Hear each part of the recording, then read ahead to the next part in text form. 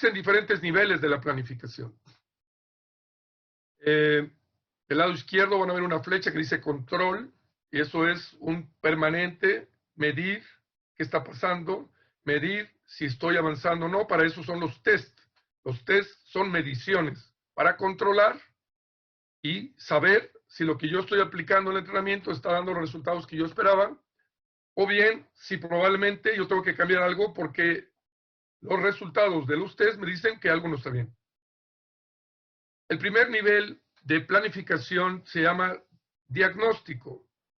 Yo lo que tengo que hacer es analizar qué características tiene mi nadador. Yo quiero hacer un entrenamiento para él y sé que tiene 11 años de edad, pero que nunca ha entrenado. Por lo tanto, yo no podría agarrar el libro y ver qué hacen los niños de 11 años.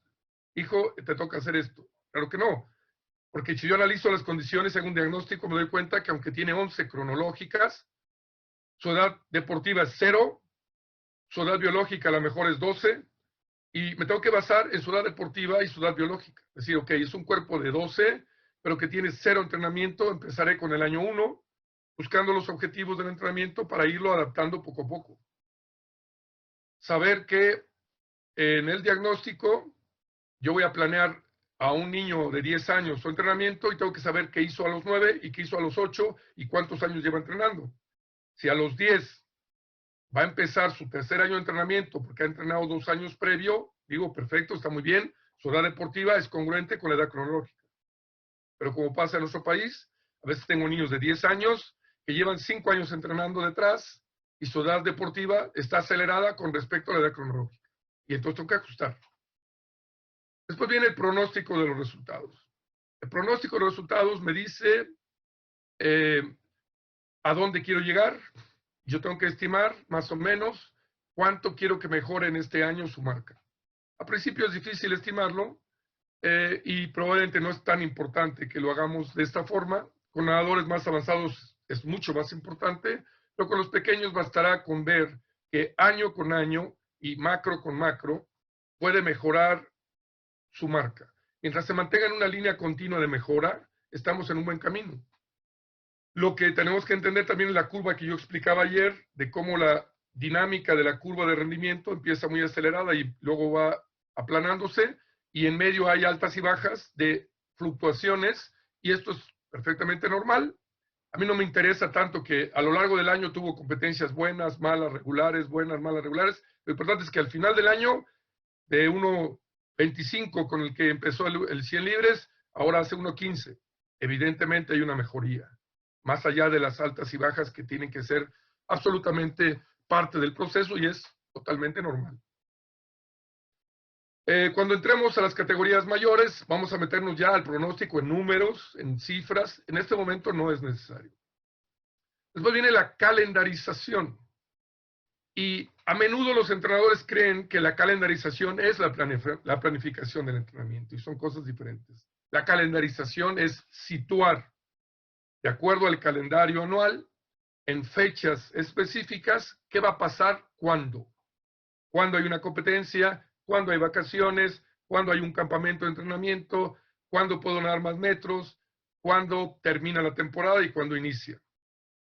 Para que ustedes, los padres y sus asistentes, todos sepan qué va a pasar y cómo van a prepararse. La calendarización tiene 2 fuentes de donde se nutre. Una es la vida cotidiana del niño y de la escuela, donde vienen vacaciones, donde vienen eventos tradicionales como la Navidad, la Semana Santa, que tienen que estar ahí consideradas porque en esos días probablemente no puedo entrenar. Y luego vienen las características propias del entrenamiento. Y para lo que se refiere al entrenamiento, voy a planificar la carga y voy a considerar las competencias. Las competencias normalmente surgen de las invitaciones o convocatorias que hace un club, que hace la asociación, que hace una liga, y yo elijo cuáles me convienen y las sitúo en fechas. Eso está muy bien, pero al final de este curso vamos a explicar cómo seleccionarlas, cuáles sí, cuáles no, y entender que más que un calendario necesito hacer un sistema de competencias, es decir, tener una estrategia de cómo elegirlas, con qué contenidos, con qué frecuencia y cuántas. Yo les diría, en términos generales, los pequeños empiezan entre 3 y 4 competencias al año, después suben a 5, a 7, y cuando llegan a la primera fuerza, en promedio, lo ideal sería no tener más de 12, 13 competencias al año. Si el tope es 12, 13, y hay algunos niños que a los 8 años compiten 8 veces al año, pues entonces ya tenemos que ver que no tenemos mucho para dónde movernos. Y entre más grandes son, se va haciendo más difícil entrenar y competir, porque estoy empezando a entrenar y me tengo que ir a un viaje, tengo que regresar, adaptarme, volver a empezar. Entonces no podemos meter demasiadas competencias. Y por último viene la programación. Programar es poner, esta semana voy a hacer esto y esto, en la mañana esto, en la tarde esto, voy a hacer estas series de entrenamiento, voy a programar un test, voy a programar una competencia aquí, voy a programar para esta semana el kilometraje más alto el miércoles, recuperación el viernes. Estoy programando, poniendo en una secuencia, en una lógica y en una estructura qué va a pasar, en qué orden y con qué secuencias. Bien, vamos a entrar poco a poco a los detalles del 8 a 9, 10 años. ¿De dónde va a surgir el plan de entrenamiento anual? De las cifras que tenemos en el plan de entrenamiento anual. Aquí vemos el ejemplo de las damas, como en la categoría de 8 años tenemos 40 semanas a planear. Voy a planificar 125 horas en tierra, en agua, perdón, 55 horas en tierra, para un total de 180. Ahora, si planeo 130 o 120 y no son las 125, no pasa nada. Es una orientación, es una referencia, para que tenga yo una idea numérica, pero entendamos que esto no es milimétrico. Después voy a planear más o menos que el individuo nade 800 mil metros en una hora, en una sesión, para completar al final del año aproximadamente 100 kilómetros. ¿Cuántas horas de tierra? ¿Cuántas horas de agua? Ahí me describe qué voy a planear. Tomo esos datos y los voy a plasmar en un documento. Después viene 9, luego viene 10 años. Esto les va a servir para cuando hagan su tarea, que ustedes tienen que planear un macro anual. Voy a explicar todos los elementos que tenemos que considerar para que ustedes lo puedan hacer. Y nuevamente, atrévanse a hacerlo con base en su criterio, con su experiencia, con su convicción o con lo que hayamos entendido. Y no tengan miedo de equivocarse. Una vez poniendo en el papel, surgirán un montón de dudas. Y justamente las dudas y los errores son parte del proceso de aprendizaje. Eso es lo que ustedes tienen que identificar y las paredes con las que tienen que chocar para que vayamos derrumbando y entendiendo cómo eslabonar y poner cada pieza en su lugar. Tenemos los datos también para el caso de los varones. En 8, 9 y 10 años no hay una gran diferencia. A partir de los 11 empieza a diferenciarse varones y damas. Nuevamente tomo estos valores para poder tener una pauta de saber qué planeo y con qué cantidades voy a planear. Bien, vamos a hablar un poco acerca de la teoría del entrenamiento y la planificación. La planificación del entrenamiento surgió en los años 50, después de la Segunda Guerra Mundial, como un esfuerzo, sobre todo de la Unión Soviética, que fueron los precursores, en utilizar el deporte como una manera de validar y dar a conocer al mundo los logros de su sistema socialista. En el paradigma de ese tiempo se creía que demostrar que tengo mejores resultados deportivamente hablando habla del desarrollo social, económico y científico de mi país, y por tanto es una bandera que políticamente me coloca en un estatus de reconocimiento mundial por el escaparate que representaban los Juegos Olímpicos y porque a través de eso todo el mundo va a saber mi país está ahí. Ciertamente ustedes saben que muchos conocemos países pequeños como Zimbabue, como Surinam, por grandes nadadores que ganaron una medalla y dicen, oye, ¿dónde está ese país? Como Ruta Melutite, que ganó para Lituania, ¿no? En el Báltico, y muchos no sabían dónde estaba el mar Báltico. Entonces, ciertamente, eso fue lo que motivó a invertir mucho dinero para crear lo que se llamó la ciencia del deporte, llevando los conocimientos de la pedagogía, de la medicina, de la psicología. En ese entonces, de manera muy básica, esas tres ciencias apuntalaron lo que después dio origen a la teoría y la ciencia de teoría y metodología del entrenamiento deportivo. Y de ahí surgió el modelo de planificación. El primer modelo que surgió se llama tradicional, es el que está en la parte superior, donde se trataba de planear haciendo periodos de entrenamiento. De ahí surge un concepto que se llama periodización. Y periodizar es hacer algo periódicamente. Es algo que se repite, como el periódico que recibimos, que todos los días se publica, o cada semana, o cada mes se publica, periódicamente, ¿no? Ese era el concepto. Y lo que se buscaba era organizar los estímulos de la carga a lo largo de un año para que, coincidiendo con el verano, pudiéramos buscar los mejores resultados deportivos, y estos resultados deportivos estaban orientados a los Juegos Olímpicos. De ahí se tomó un modelo de planificación que se llama el megaciclo, que son 4 años de entrenamiento, que es la distancia que hay entre unos Juegos Olímpicos y otros. A este periodo de 4 años, en la antigua Grecia, en los Juegos Olímpicos de la Edad Antigua, se le llamaba Olimpiadía. Olimpiadía era este periodo de 4 años. Unos Juegos Olímpicos, y la Olimpiadía tenía como colofón la celebración de los Juegos Olímpicos. Los Juegos Olímpicos eran la culminación de la Olimpiadía. Y cada año se planeaba de manera individual. Aquí vemos la planeación de un año de esos 4. Y esto se repetía 4 veces.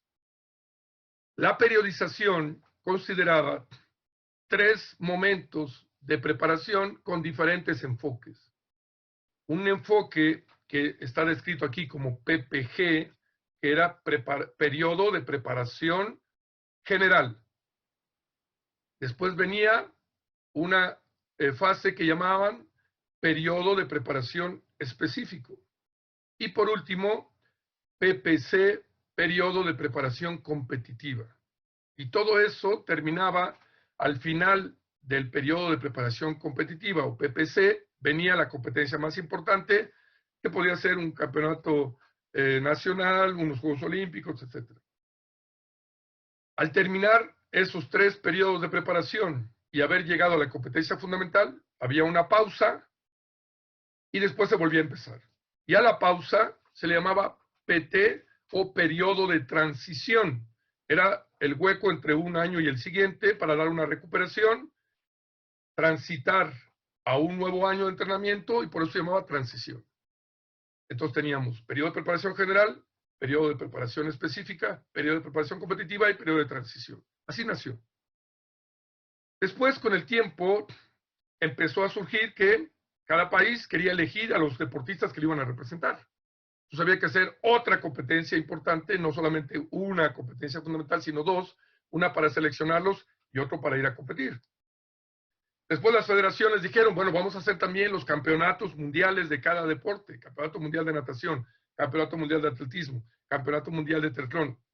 Y entonces se agregaron más competencias. En natación, ahora vamos a hacer temporada de curso corto, temporada de curso largo, alberca de 25, alberca de 50, campeonato nacional de curso corto, y se empezaron a aumentar y aumentar las competencias. Con esto, el modelo de planificación tradicional, que se basaba en periodos y que buscaba una competencia importante al año, ya no funcionaba. Había que encontrar otra manera de hacerlo. Y entonces surgen los modelos de planificación más cortos. Los periodos duraban 3, 4 meses. Entonces cambiaron a un modelo que era el modelo tradicional de doble periodización, donde teníamos una puesta en forma en marzo, otra puesta en forma en agosto, y hacíamos 2 picos para llegar a 2 competencias fundamentales. Cuando hay una competencia fundamental o una competencia donde voy a poner toda la carne al asador, ahí termina un macrociclo y luego empieza otro macrociclo. Entonces también puede ser que tengamos macrociclos anuales o macrociclos de medio año. Pero también la cantidad de competencias llegó un momento que eso no alcanzaba. Y se llegó a la triple periodización, o de forma más propia, deberíamos decir triple ciclización. ¿Por qué?